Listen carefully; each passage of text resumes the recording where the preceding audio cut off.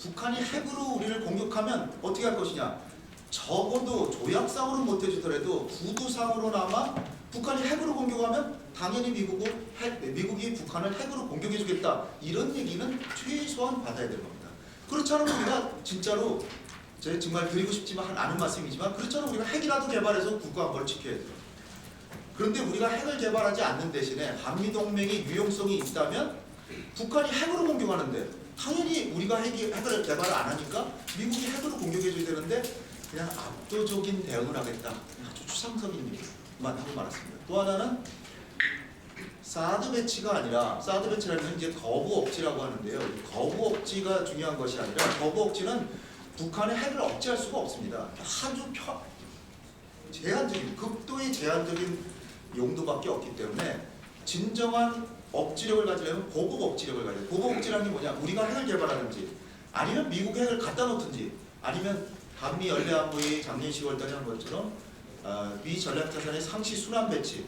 그런데 이제 이런 것들이 한국의 어떻게 보면 이것도 중국도 엄청나게 반발하고 북한의 핵 포기시키는데도 상당히 어려워지는 그 옵션이긴 하죠. 그러나 이걸 한시적 조건부로 재배치해서 북한이 핵을 포기하면 다시 철수하는 조건으로 한다면은 중국이나 러시아의 반발이나 북한의 핵 개발을 포기시키려고 하는 우리의 노력에 큰 훼손이 되지 않으면서 우리의 국가 안보를 확실히 지킬 수 있는데 그 두 가지 부분에 있어서는 아무것도 얻지 못하고 단지 지금 한일 간에 지금 또다시 긴장 관계가 가니까 한일 간의 관계를 잘 하라고 하는 분명한 압박을 받았을 겁니다.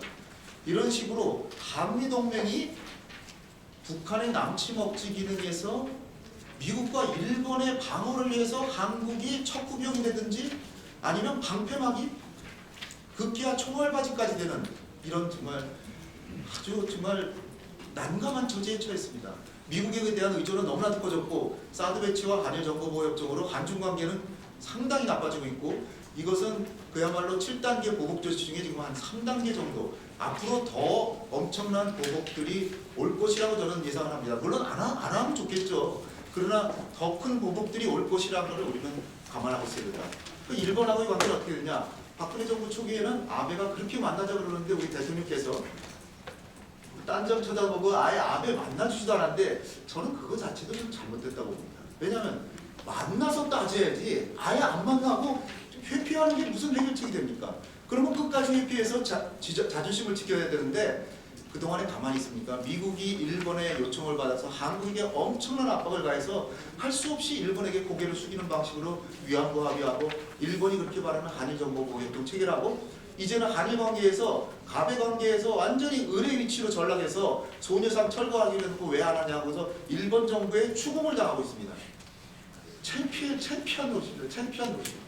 러시아하고 관계는 그럼 잘 됐냐? 러시아 한러 관계 완전히 소원하게 됐고 낮은 선봉을 통해서 남북러 삼각 물류협력 사업을 했는데 이거를 사실 여러분들 다 아시겠지만 지난번에 1년 전에 북한이 핵실험했을 때 러시아가 미국하고 몽리를 부려가면서 낮은 선봉 사업은 유엔 안보리 제재에서 빼달라고 해서 빼놨습니다.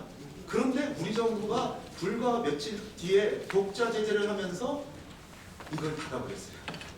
참 정말 무엇을 위해서 무슨 정책을 하는 건지 정말 모르겠습니다. 러시아